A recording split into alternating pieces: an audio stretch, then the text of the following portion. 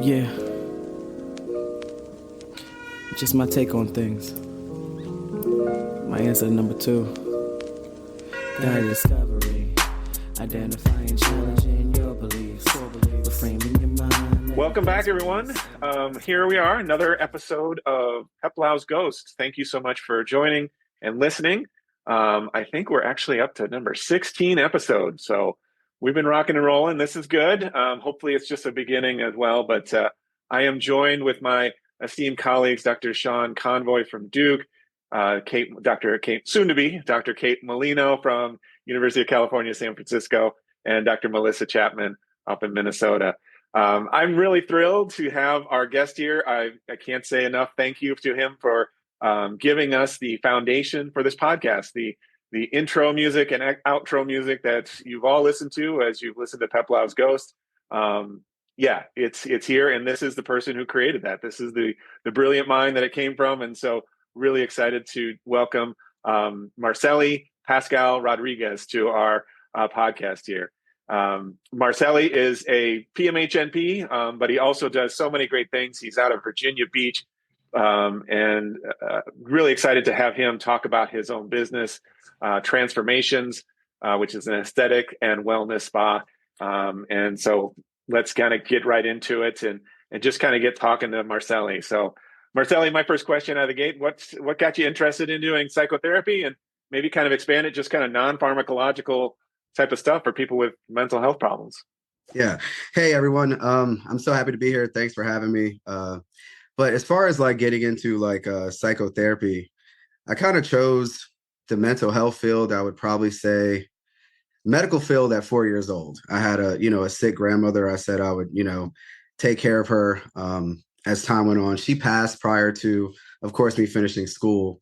But in high school, I would say that's where it really stuck out. I saw a lot of substance abuse.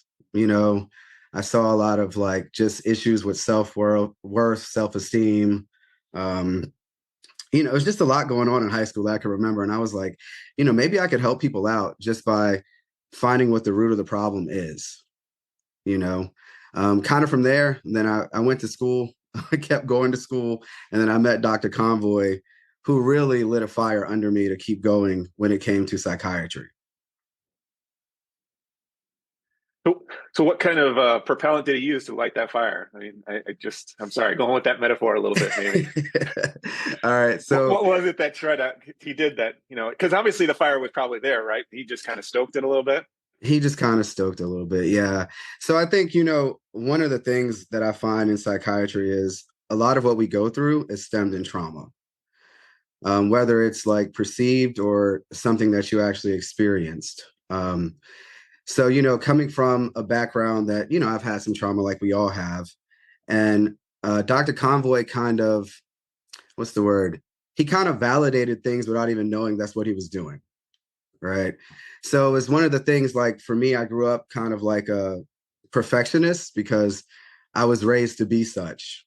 And Dr. Convoy made it where it was okay to not be a perfectionist and to understand that whatever you have to offer is what the world needs, So, yeah, I would say him. Definitely. Well, it's really hard to mobilize a question after that comment. Thank you, sir. Yeah. I want to take you kind of after school, and you're now in clinical practice, and you're doing it, right? And you're doing it well. I want you to think, was there an experience you had with a patient or a family that kind of made you realize that, wow, spending more time than just 15 minutes with a patient adjusting meds does something special? And if so, can you de-identify and tell us that story? So my practice, we don't even do 15-minute med checks. They're not even allowed, to be honest with you. And part of that is because there's just not enough time. And a lot of times it takes time for someone to even truly verbalize what they're going through and how they're feeling. And if they feel like they're in a time crunch, you'll never get the truth. So we have all of our med checks are based on a 30-minute increment. And we even go further, like longer if we have to. So we get everyone to fill out like the PHQ-9s, the GAD-7s. We do the mood disorder questionnaires. And we kind of like really tap into the person. So when I say that, we pay attention to how they walked in. What was their interaction? When they sit down, like, how their clothing, how is their hair, their makeup, that type of thing. Eye contact. Are they looking at us when, we're talking to them? We catch up on, hey, how was your weekend, or how was your week? How's work, your children? Before we even get into meds, we're having a whole conversation about just them as a person. And also, like, I tell my staff that we can't look at people like they're a number. I want them to get to know, even when they come in to be checked into the practice, I want you to greet them by their name, their preferred name, if that, in that case. And check in with them, like, how are things going? It starts there. So I know I went on a little bit of a tangent with that, but I'm very passionate about, taking the time that's needed with people, because a med check is just not enough. Have you ever had an experience with the 15? I'm guessing probably through clinicals and other experiences you've had the 15, and like, Yeah. when did you feel like that wasn't going to work for you? I hated it, to be honest with you. Insurance companies, they tell us, oh, you have this amount of time, get them in and out. But I don't look at people as like financial gain. It's really about helping people. So if I have to take more time, then that's just what I do. But the 15-minute med check, a lot of people, I could tell when they were leaving, it was like they would send messages like, oh, I forgot to say, or, hey, I didn't get a chance. Can we still change the medication? A lot of times when you do 15-minute med checks, they're like, oh, everything's good. Yeah, same med, just same pharmacy. Thanks. And they leave, Yeah. Yeah. Marcelli, before we started taping, when we were just chatting, you had mentioned that, you obviously do medication management in your practice, but you use psychotherapy techniques as well. And you kind of, modulate it to the particular client based on what you assess that they need. I'm wondering if you could like give some examples of how you decide to do that and what types of techniques you use. Yeah, so I was just saying before we started, actually, I don't really stick to a modality. I know there's like CBT and all those different things you can use. I really just let, whatever the conversation is, kind of guide the path and where we're going. So a lot of times, if it's, negative thoughts or like intrusive thoughts someone is having, I try to find what the root cause of that is. So what I'm finding in my practice is, like I was saying earlier, a lot of things are just rooted in trauma. So feelings of not being good enough, or not belonging, or perfectionism, or, just inadequacy. All that stuff really stems from when we were growing up, So I just had a client the other day who has like a sexual addiction, right? So we were talking about that, and he was like, my wife says it's an addiction. So I was trying to figure out, I was like, okay, so define to me what exactly is happening that that you're linking it with an actual addiction. So he was talking about some of the things. And so I said to him, at what point, like, how is your relationship with your mom? And he told me we didn't have a really good relationship. I'm like, okay, well, what about your father? He was like, there was a lot of abuse in the home, And so then it went from, okay, so growing up, were you like one of the popular kids? Did you play sports, or were you kind of a loner? And he said, I was really a loner. I wasn't one of the popular kids. And he said, I can think back when I was a kid, and I would, do these acts growing up because I wanted to be cool. And now he's 35 years old, and he's still doing the same thing that he's been doing since he was 15 or 16.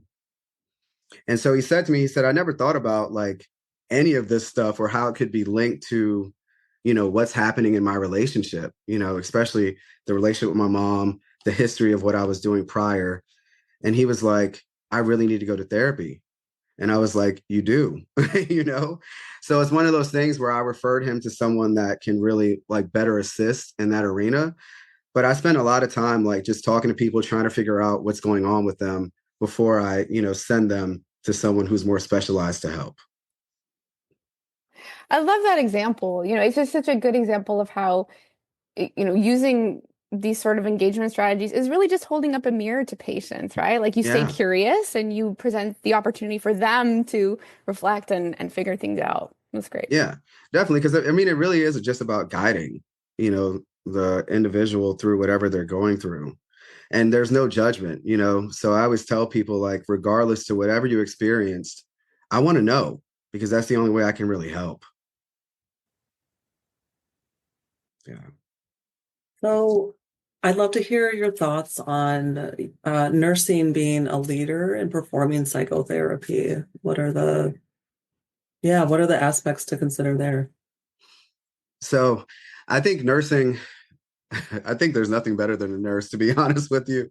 No shot to any physicians or anything, but I think when it comes to like just being bedside and more hands-on, that's something that, you know, we've just been trained to do. So I think it makes us more relatable. And I feel like people trust us more, you know? So I think like nurses at the forefront of psychotherapy is something that the world definitely needs. And we need to probably spend more time doing that training, even in these courses that we're taking.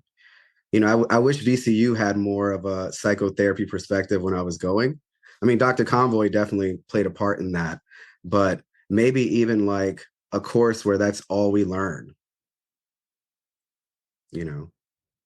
Thank you, Marcelli. I mean, it's a great question, and I appreciate Melissa bringing it up because I mean, I can see, you know, all the potential that you have just kind of listening to you for your first time. And you could have been a psychologist, you could have been a physician, you could have, but something Yeah. chose you to say nursing fits me best. You know, fits kind Yeah. of my worldview, and even going all the way back to helping your grandma when 4 years old and things. So, do you have any concern about psych mental health nurses doing psychotherapy, or is there anything that kind of, like you mentioned, kind of, you need more of this, but and does any concern come up when you think about that as far as nurses doing therapy?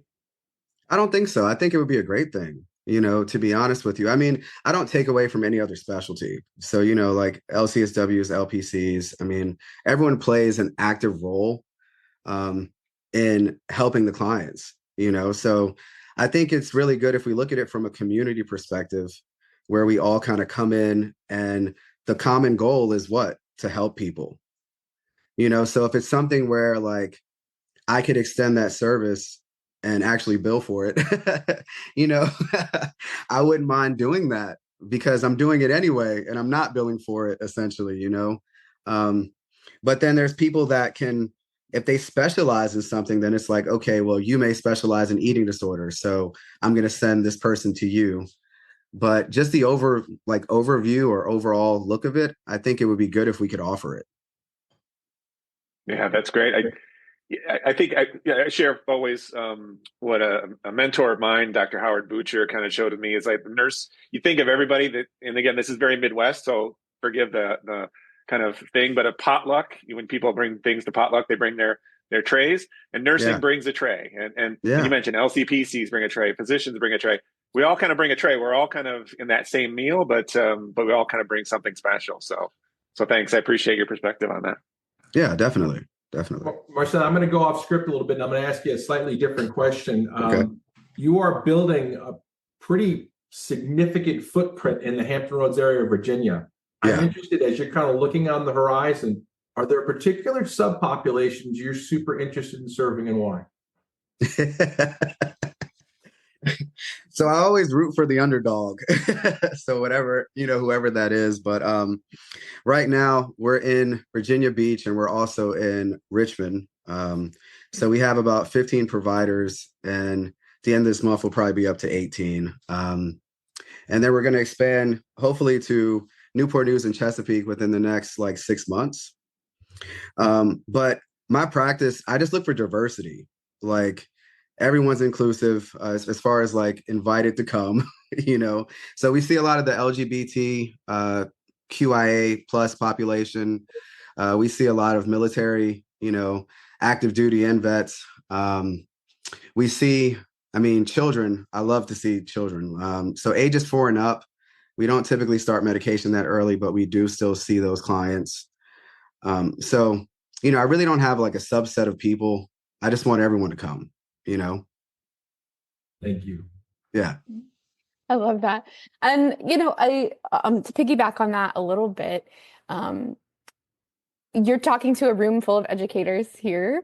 From your perspective as, someone who has been a student and alum and now running your own practice, what types of skills or modalities do you think we need to be teaching our students in order to meet the needs of all these diverse groups of folks?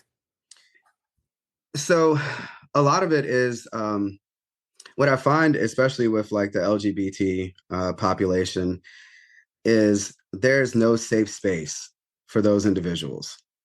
So I actually have a contract with the LGBT Life Center. And so we see a majority of those individuals in Hampton Roads. But what I always hear is that we don't feel welcome. People will call and like cancel appointments, or, they'll misgender. And that really sets someone back.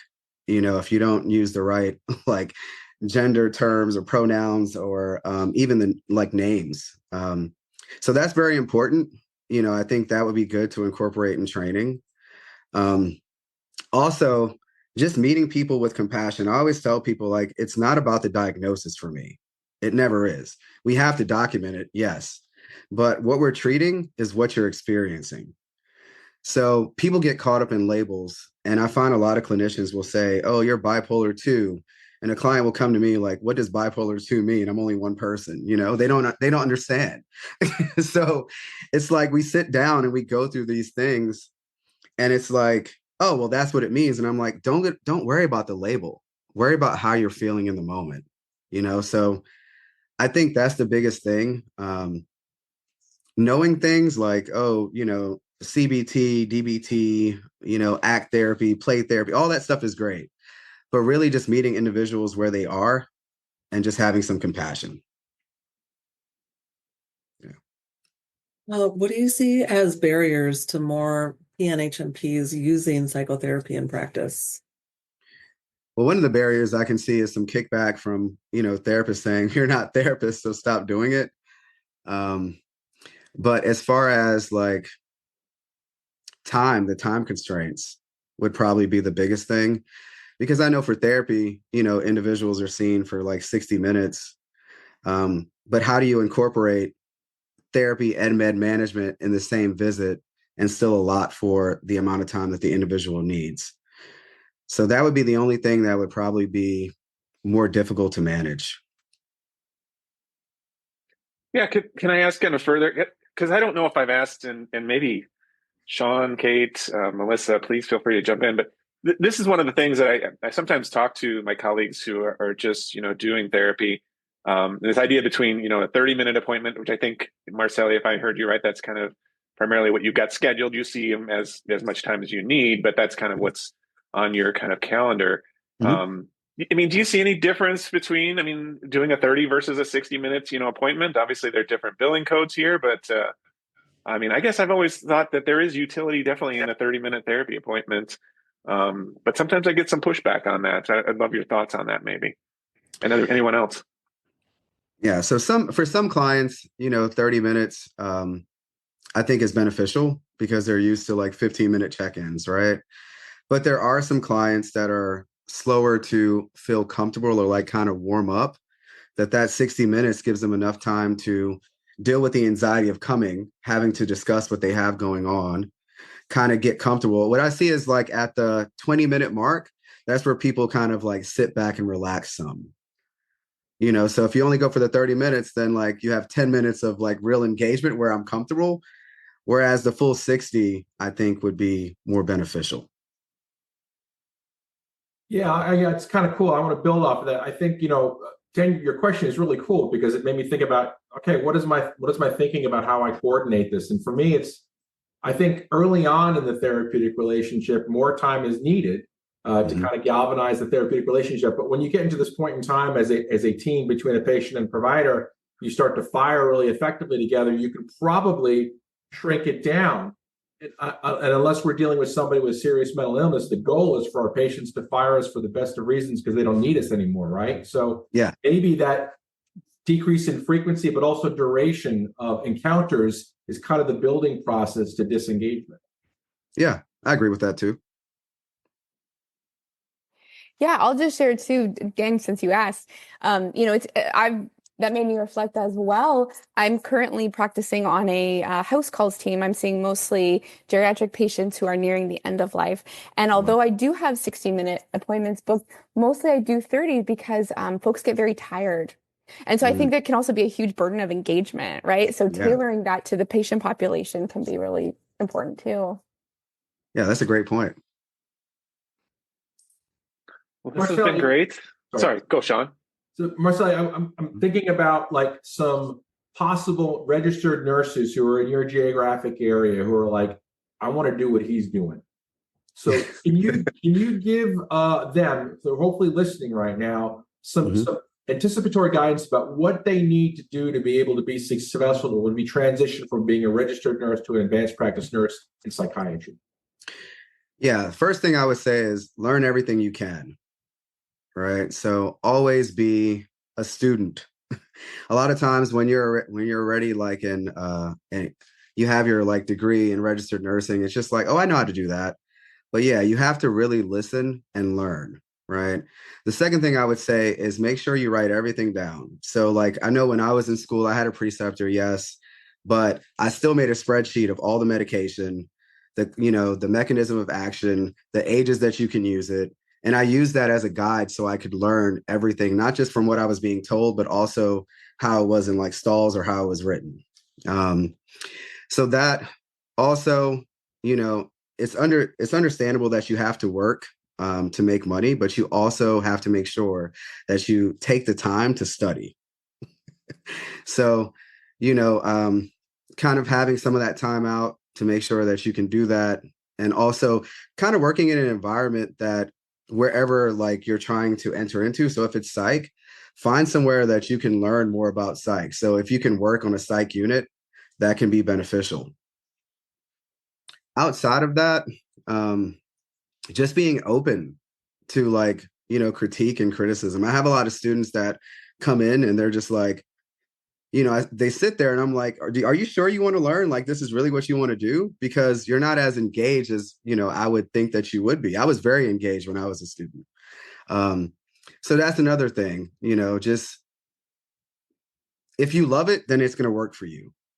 Don't just go to something because, you hear psych. Oh, I can make all this money in psych, but it's not about the money. It's about the people. So go where you love like working and what you love doing. Whatever your purpose is. So that's the biggest thing for me. That's awesome. Yeah.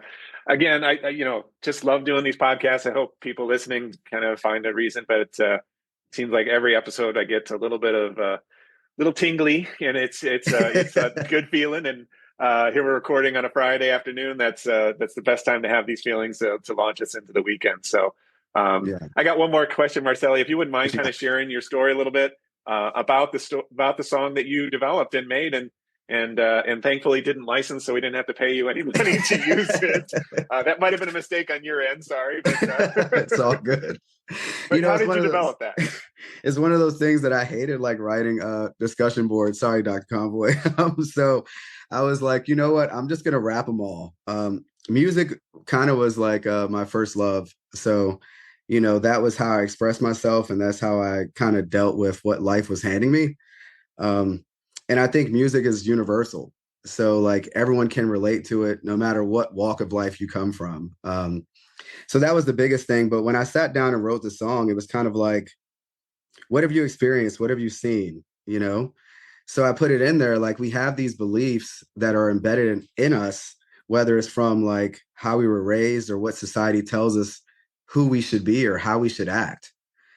So these intrusive thoughts, a lot of times that we have, a lot of it, has to do with what I can't even say. It's like, it's not even who we are. A lot of times it's just like random thoughts that come in because of how we felt like growing up or like relationships that went wrong. And there's just so much to it. And I could talk about that all day, but that's where the song came from. It kind of came from like the feelings I was having in the moment, and then having to do a discussion board about it. I was just like, I'll just put it into words that way.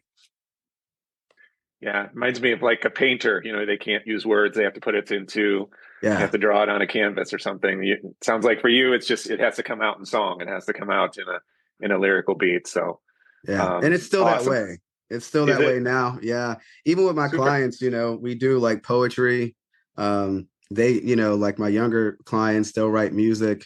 I mean, music is still a big part of like what I do now. Love it.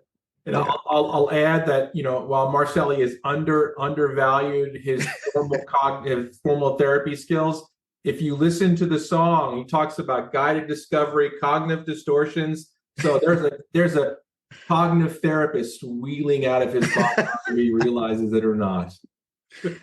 Oh man. Love it. Well, thank you again for Marcelli. Pascal Rodriguez, thank you so much, owner and provider at Transformations in Virginia Beach, Virginia. We'll be linking your website, so hopefully you'll get a bunch of people. I might be one of them, as I say, in all the services you provide. I think a little tweaking might not be a bad idea too, but and I hear Virginia Beach is a nice place for vacation. So thank you, Marcelli, for this. And thank you all for listening. Please, again, like, subscribe, comment. Look forward to another episode coming out soon, and take care.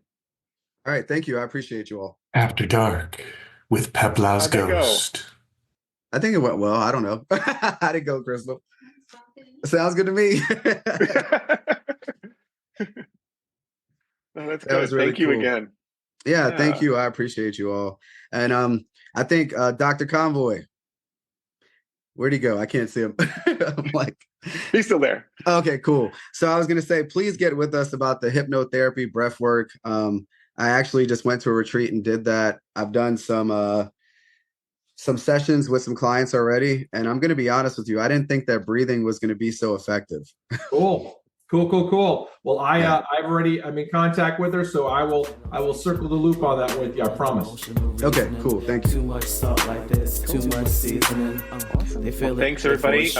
Work hard until those thoughts are finally leaving, so you can be you. They feel it, therefore it's true. Work hard until those thoughts are finally leaving, so you can be you. Guided discovery. Identifying, challenging your beliefs. Reframing your mind, negative thoughts release. Let it go. These cognitive distortions decrease until they cease. Yeah, guided discovery. Identifying, challenging your beliefs. Reframing your mind, negative thoughts release. Let it go. These cognitive distortions decrease until they cease.